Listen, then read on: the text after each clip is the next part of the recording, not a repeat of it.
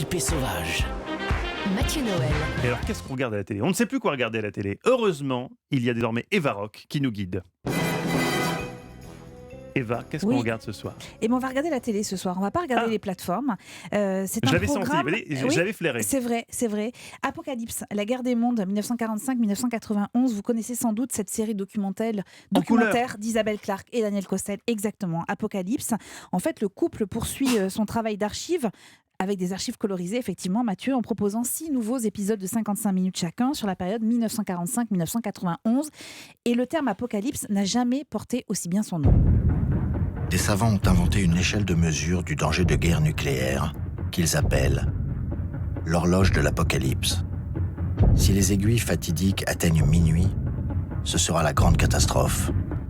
Et vous allez découvrir que nous sommes toujours 2 minutes avant minuit, encore aujourd'hui.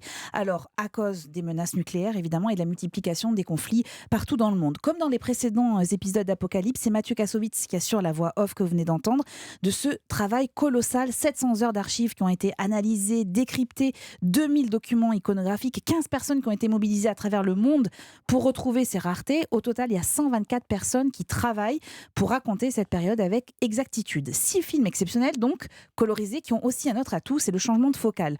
Je m'explique, Apocalypse, c'est à la fois la grande histoire, celle des puissants. Je vous recommande d'ailleurs les premières minutes du premier épisode où on voit la conférence de Potsdam avec Staline, Truman et Churchill. Les images sont absolument incroyables et inédites. Mais c'est aussi la petite histoire, celle des héros ordinaires, celle des anonymes qui vivent cette période et celle encore de ceux qui surfent sur l'actualité. Les Américains expérimentent leurs armes nucléaires dans le Pacifique, sur l'atoll de Bikini. L'explosion de ces bombes atomiques donne l'idée à des créateurs de mode français de proposer une bombe anatomique, le plus petit maillot de bain de l'histoire, aussitôt appelé Bikini. Voilà, c'est ce genre d'anecdote que vous allez aussi entendre à travers ces documentaires. Certains professeurs d'histoire utilisent les films d'Isabelle Clarke et Daniel Costel pendant leurs cours. Ils auraient tort de ne pas le faire. Si ces documentaires peuvent donner goût à l'histoire pour des collégiens et des lycéens, c'est tant mieux. Et si les adultes adhèrent aussi, c'est encore mieux. 3 épisodes seront diffusés ce soir pour tout savoir alors, de la guerre froide, des guerres coloniales, du partage de l'Asie et comment le bloc de l'Est s'est effondré. On en parle beaucoup avec les 30 ans de la chute du mur de Berlin. Attention, certaines images sont très difficiles. Ils montrent toutes les images, notamment celle des charniers, notamment celle des exécutions des hommes. Réponse à découvrir dans Apocalypse, c'est ce soir sur France 2 à 21h. Pour une fois, je vais peut-être regarder la télé, moi, ce soir. Ouais, formidable. Merci beaucoup, Eva Rock.